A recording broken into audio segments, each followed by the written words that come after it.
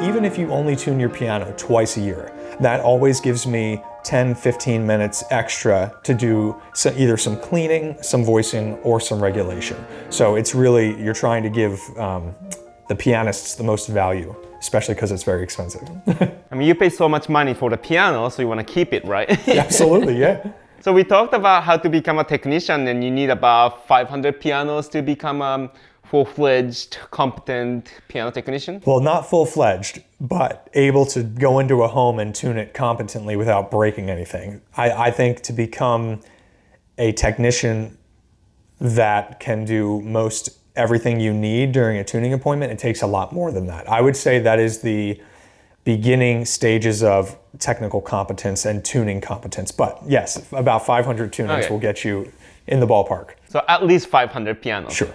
So how would an average customer know if you are a competent technician or not? When you're choosing the technician, what can we look at? Is there any resources that we can look at? Right, so that's a really difficult question because as you said earlier, anyone can put their name on a card or on a website and say, I am a piano tuner, I am a piano technician. There are even people who say, I am a master piano tuner or technician, but there is no accredited institution that gives the title of a master technician.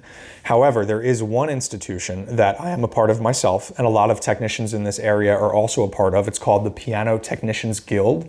The Piano Technicians Guild is a way to legitimize us as technicians, as professional tradespeople. So the Piano Technicians Guild, you join as an associate member, and then there are 3 exams that you can take to become what we call a registered piano technician or an RPT. You have to take a written exam, which is based on tuning theory, repairs, regulation, and voicing. Once you pass the written exam, you take the tuning exam and the technical exam. And both exams are designed by technicians in the trade to accomplish the basic proficiency level skills that are required to become a competent technician who can come into your home. That being said, there are technicians who are not RPTs and are incredibly competent. Just like any other profession, there are people who want to join professional networking organizations, and there are those who don't. That doesn't mean that people who are outside of that are less competent, but someone who has the registered piano technician or RPT status, you know that they have passed a series of rigorous examinations in the basic skill set required to become a piano technician. So again, that's called the Piano Technicians Guild. That is probably the best way to find a skilled and competent technician. And they have a website that you can go on to. It's called ptg.org. And you can actually look up a registered piano technician in your area. I see. Yeah. So I'm finding a lot of similarity between the piano technicians and piano teachers because we as a piano teachers, there's no national exam or licensing system. Sure. Anybody can call yourselves piano teacher if you know how to play the piano. Or I've even met a piano teacher who actually cannot play themselves. Sure, which is really scary. It is. But for an average student, how would you know? Right, and unfortunately, I'm going to have to say the answer to that is you don't know. Right. So you can start with the Piano Technicians Guild and you can find a technician. There are technicians who have passed the exams and now have the registered piano technician status and have stopped their education after that.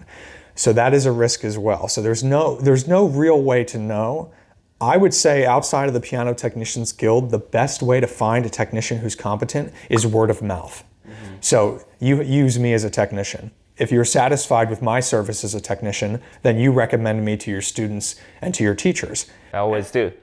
Which I really appreciate. But the good thing about that is then your students and other fellow teachers in your network can then relay back to you if I am competent.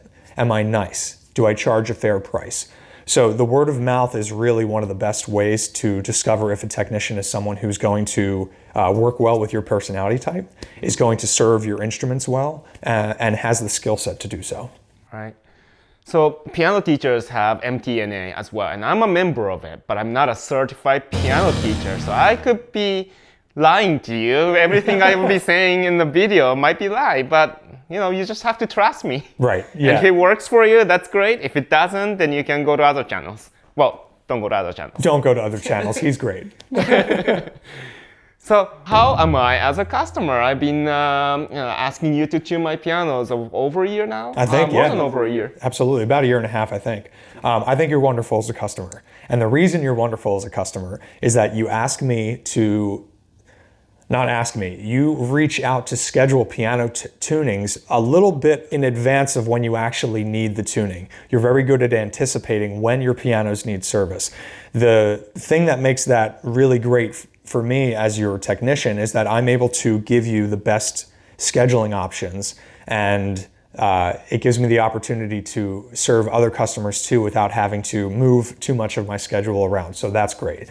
The second thing I would say is that you're incredibly understanding that the piano is not a perfect thing. The piano is constantly changing. Sometimes I'll come to tune the piano and a week later you will say, hey, LJ, I hear a buzz, or there's a creak or a squeak that was not present at the appointment time when I came to tune the piano. You're incredibly understanding of that, which I really appreciate. Because as a technician, we do the best we can in that moment. And in that moment, we may not notice, even if we're taking the whole piano apart, we may not notice that something's squeaking, that maybe something doesn't sound perfect. And with temperature and humidity constantly changing, something's always different with the piano. Right. So you are very understanding and considerate in that regard, and you give me the opportunity to rectify those issues okay. without blaming unnecessarily. So I'm very thankful for that. Sometimes I'm afraid I'm requesting too much because I'm very picky about my pianos. Well, to be fair, I actually prefer picky customers. You know what you want, and Akira knows what he's looking for with his pianos, which I think is a testament to your teaching style and your teaching studio. And honestly, it's a really good quality. But it also gives me the opportunity to really focus in on what you're asking for. There are people who don't really know a lot about their pianos, which is okay, but it's easier to serve you when you know exactly what you need and exactly what you want. Thank you. You're welcome. So, is there any interesting tuning stories, like a crazy customers or crazy pianos or any crazy house you had to go to and tune your piano in? I mean, you go to people's houses all the time. You see all sorts of things. So. Sure. Yeah, so I will be kind to customers, but in any service industry, you run into some very interesting interactions and experiences with customers. But I'll leave that aside and talk maybe more about the pianos themselves. A lot of the time, people will call to schedule a piano tuning, thinking that's all that they need. And the most interesting and sometimes challenging stories for me in regards to piano tuning are the rodent and critter situations where somebody says, hey, I would like to have my piano tuned, but there's a few keys that aren't working right. Things aren't playing right, they're not sounding right. So I say, okay, no problem. I'll sometimes ask for the history of the instrument, and the customer will say, I have no idea. I just picked it up for free on Facebook or Craigslist. So I kind of go in prepared for the worst at that point. But probably the most interesting story for me, I got a call from a customer who said that none of the keys were working. Not a single key on the piano was making sound, which is incredibly suspect. Something's obviously very wrong. Uh-huh. So I said, okay, I'll come out. Let's not even talk about tuning. Let's just come out and evaluate the piano. Let's see what's happening. So I get out there and I go and I press on the keys, and the keys aren't moving at all. They're just stuck in the down position. So I start taking the piano apart, start trying to figure out what's going on here. I finally take the piano apart and I'm starting to remove the keys. This is an upright piano, not a grand piano. I start removing the keys from the case, and underneath is dog food, like kibble, dry food. Oh my. All underneath of the keys. And when I mean all underneath of the keys, imagine taking a bag of dog food for like a medium-sized dog, like a bag this big, without the keys in the piano, and just dumping it into the underside of the piano. Uh-huh. So again, imagine a bag of dog kibble, dry food, and just dumping it under the keys and then putting all the keys back in the piano. That's what I found and what I saw. Wow. And the reason that happened was because of mice. So mice love the inside of the piano. It's dark. It has wood. It has felt. It has other types of materials that they love to use to make nests. And then they also use it as a food storage facility or location. So over time, mice had accumulated all of this dog food from a previous home and had stored it inside of the piano. Ooh. So it took a lot of time and care. Cleaning up mice excrement is probably the right word to use. Droppings. Droppings is a very it's a very dangerous thing to do. It's bad for your health. So you need to take the appropriate precautions to take care of it. But that has happened more than once. So I think that is probably the most interesting, kind of gross and challenging experience that I've had with a piano, for sure. So they must have not been using that piano for a long time. Correct. And this was the customer before the customer that I was now serving. So they had gotten this piano for free, I believe, off of Facebook, and they had no history of the piano at all. Wow. And this was probably from the previous owner's home. But yeah, it's a little scary. That's why you have to practice every day. Every day. And then you'll know if there's dog food in your piano. Exactly. You will notice when the one key is not moving, then they're going to call you. Correct. Yeah. And I would even say most people call piano technicians when something doesn't work. They actually don't call all that often to get the piano tuned. They call because something's not playing properly. Uh-huh. What is your opinion on Craigslist pianos? There are lots of free pianos, and when my students ask me, you can risk it, but I don't recommend it. I'm not gonna endorse it. But if you really want to take the time and effort to move that piano to your house, not knowing if it works or not, that's a big gamble, but you might get a free gem. Right, so and that's exactly right. It's like playing the lottery. You might get a free piano and it might be this immaculate, wonderful thing that has been taken care of very well by a previous owner, which has happened. I have seen that happen. But the vast majority of the time, you are getting a piano that someone is trying to get rid of. A lot of the time on Craigslist and Facebook Marketplace, you'll see pianos labeled as free.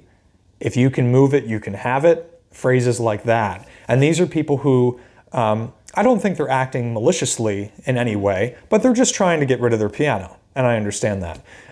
But you don't know what condition the piano is in, if the piano is even able to be tuned, and if the piano plays properly. So you're taking a large risk because you could spend up to $300, $400, $500 to have a piano moved to your home without knowing the condition of the piano at all. Right. Then you call a technician. They come out and they tell you, I'm so sorry, I can't tune this piano and I can't service this piano. And then you're out $500, which is an expensive mistake that you don't want to make. And another $500 to get rid of it. Yep, an additional cost is incurred to get rid of the piano after someone has told you that it's not playable. So you've spent whatever amount of money to have the piano shipped to your home, then pay the technician to come out and tell you that it's not serviceable, and then you need to pay more money to have it removed from your home. Well, just so you know, my Steinway actually came through Craigslist. Oh wow, so that's where I found first. It wasn't free. Sure. But I had to go out with my technician at the time. Sure. And assess that piano and see if that's even repairable. Right.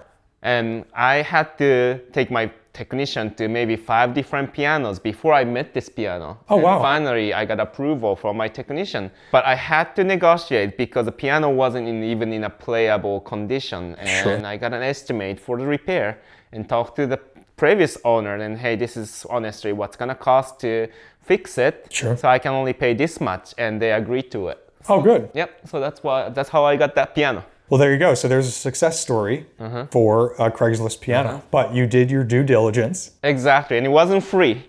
yeah, exactly. Yep.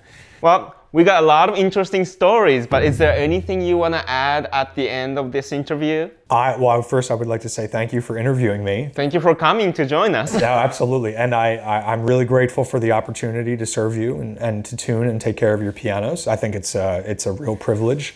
And I really enjoyed doing it, so thank you for that. I appreciate your work all the time. Thank you so much. From the technical perspective, the best thing you can do is find a technician who works best with your personality, who serves you well, And if you're looking for a free piano, call a technician. Put in, I charge a pre-purchase inspection. Call any other technician and see if they do free evaluations or a pre-purchase inspection. Have them check the piano for you, and then you'll know right away if you should accept that piano. After that, allow them to tune the piano, allow them to service the piano, trust their opinion, and you will have a great piano that you can play for a long time. Yeah. But if you're looking for like a cheap upright piano, it might be better to just go to a reputable dealer, because then you'll save all the hassle, all that money that you had to spend for pre-evaluation. True, and that's fair. So let's say that real quick. Let's add that.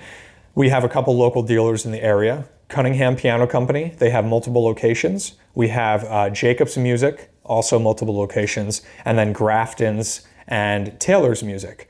They are all piano retailers who take used pianos in, they recondition them, they make sure they're in good repair, good tune, and then they resell them. So they might be a little bit more expensive than the free piano on Craigslist, but you know that you're getting a good quality piano that can be tuned and serviced for a long time.